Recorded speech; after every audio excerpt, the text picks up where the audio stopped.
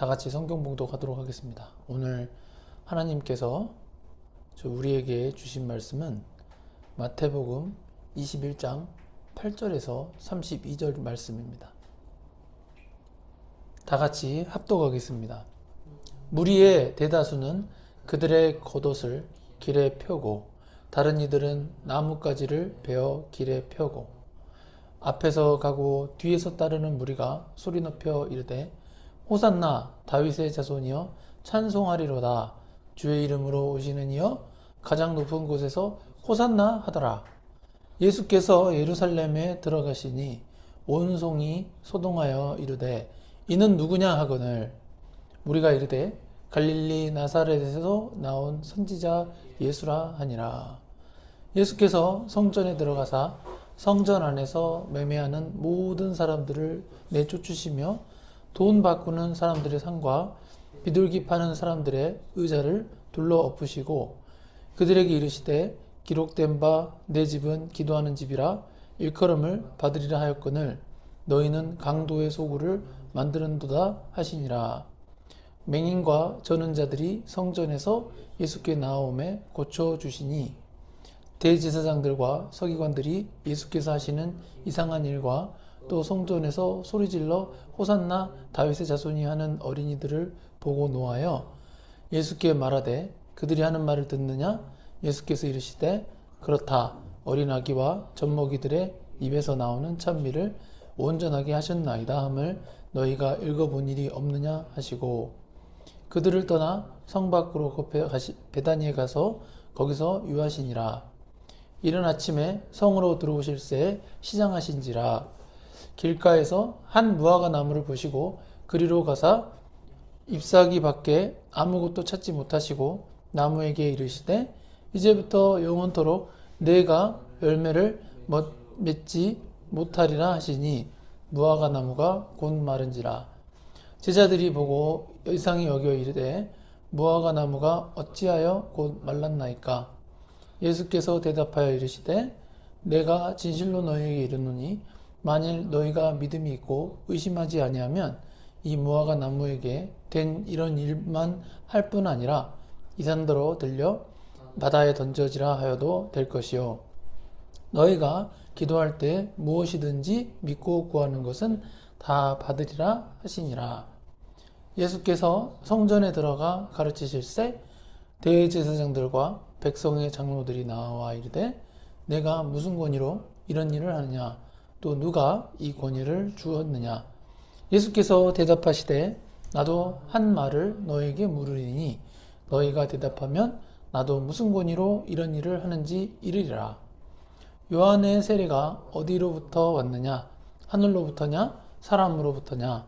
그들이 서로 의논하여 이르되 만일 하늘로부터라 하면 어찌하여 그를 믿지 아니하였느냐 할 것이요 만일 사람으로부터라 하면 모든 사람이 요한을 선지자로 여기니 백성이 무섭다 하여 예수께 대답하여 이르되 우리가 알지 못하노라 하니 예수께서 이르시되 나도 무슨 권위로 이런 일을 하는지 너에게 이르지 아니하리라. 그러나 너희 생각에는 어떠하냐?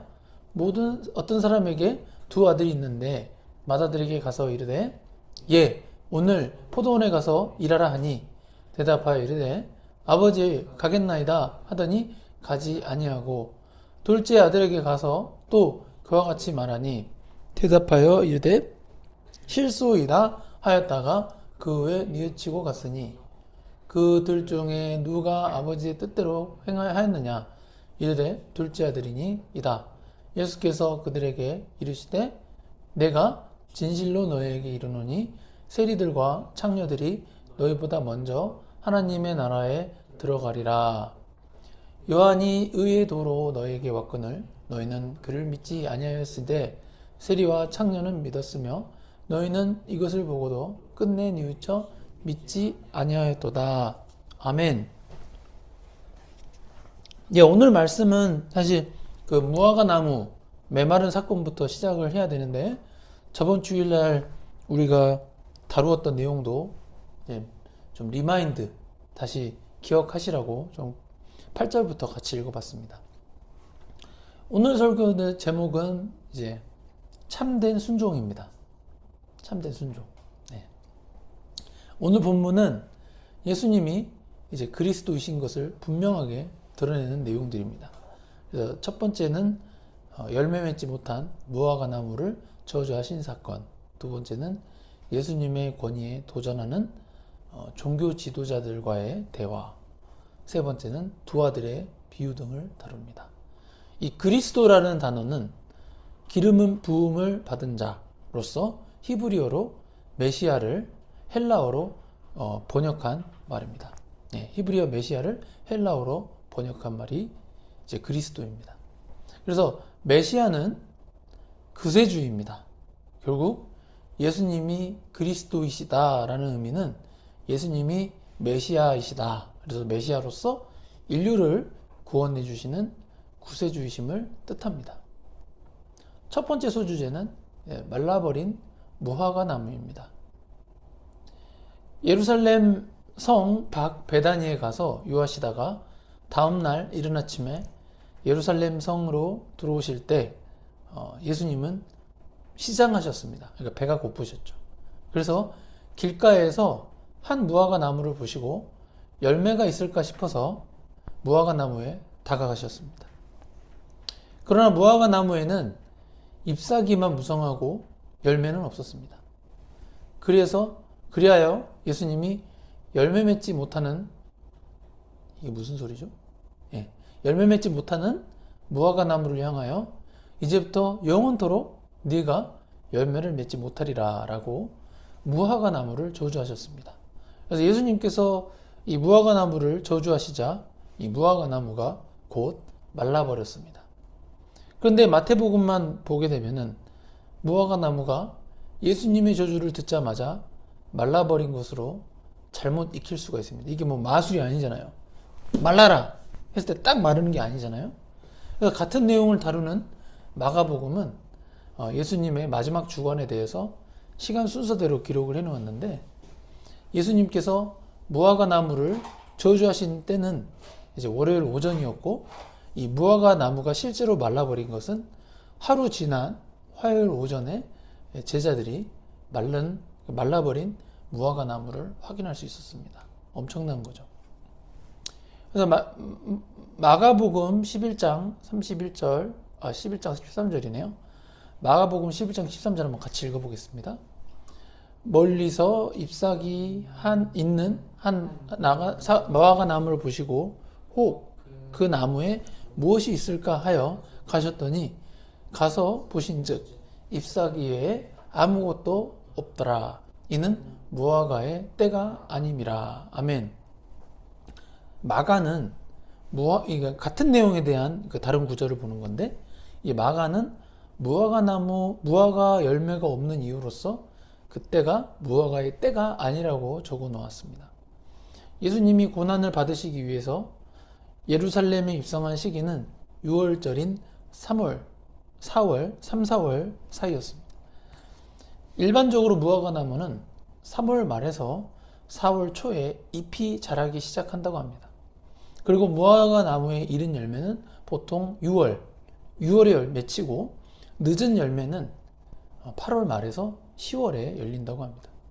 그러나 4월이라고 해도 무화과 나무에 익지 않은 덜 익은 열매가 열리는 경우가 있는데, 지나가는 나그네들이나 가난한 자들은 이 덜 익은 무화과 나무 열매를 종종 따먹었다고 합니다.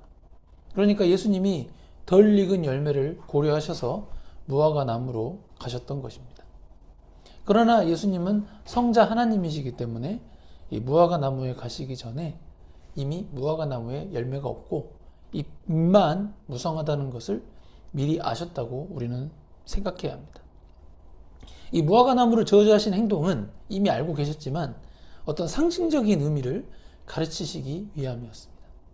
구약 성경에서 이 무화과 나무는 포도나무와 함께 이스라엘을 상징합니다. 무화과 나무가 이스라엘을 상징하는 것이라면은 겉모양만 화려한 위선적인 이스라엘의 모습을 열매 없이 잎만 무성한 무화과 나무로 간주할 수 있는 것이죠.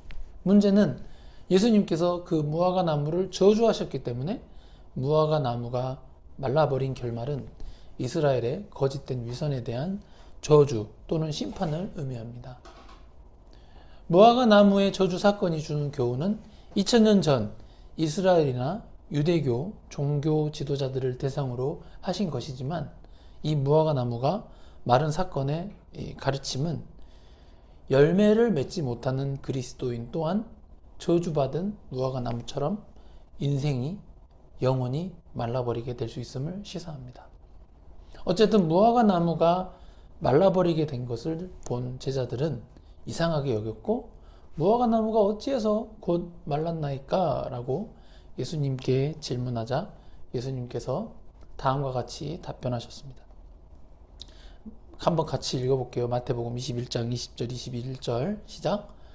예수께서 대답하여 이르시되 내가 진실로 너희에게 이르노니 만일 너희가 믿음이 있고 의심하지 아니하면 이 무화과 나무에게 된 이런 일만 할 뿐 아니라 이 산더러 들려 바다에 던져지라 하여도 될 것이요 너희가 기도할 때에 무엇이든지 믿고 구하는 것은 다 받으리라 하시니라. 아멘.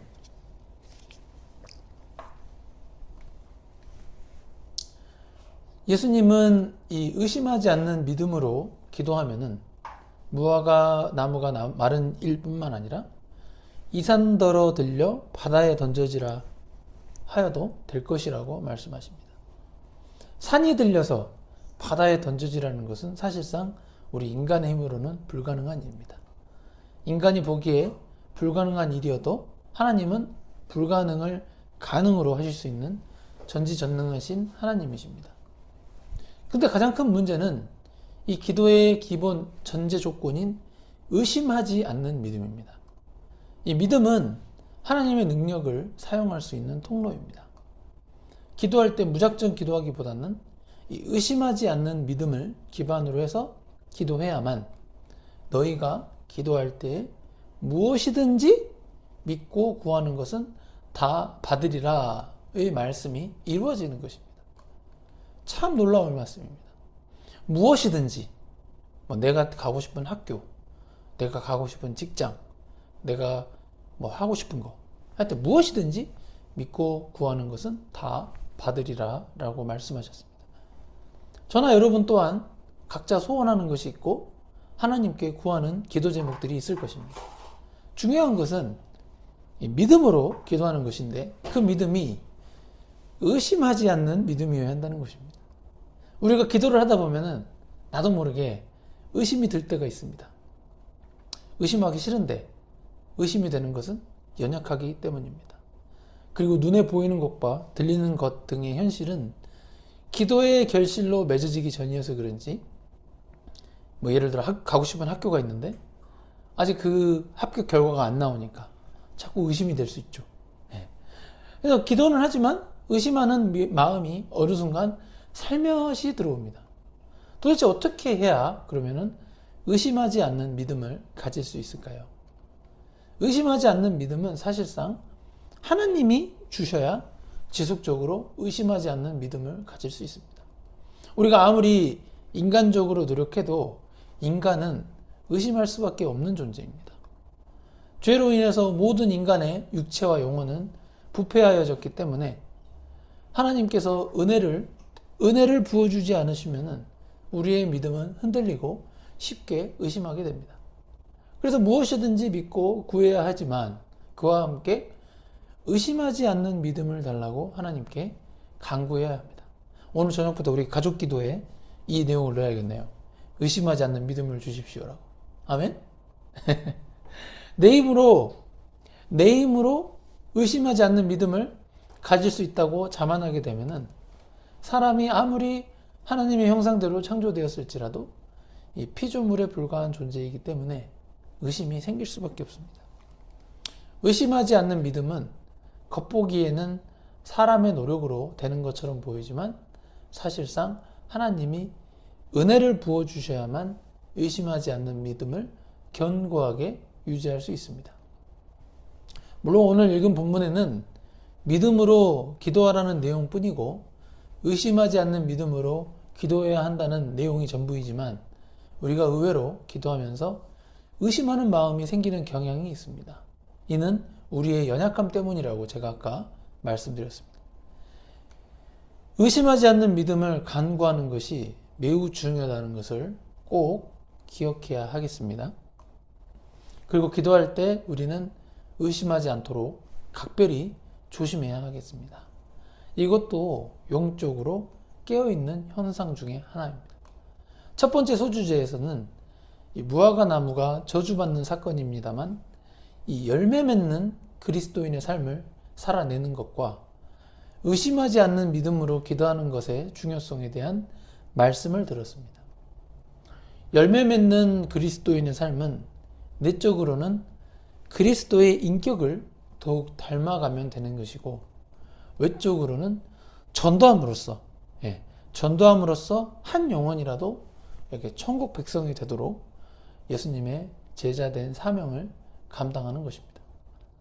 영신승리교회 성도님들 모두 내적, 외적으로 이렇게 열매 맺는 그리스도인이 되시고 의심하지 않는 믿음으로 기도하는 기도 생활을 해내시기를 예수님의 이름으로 축복합니다. 아멘.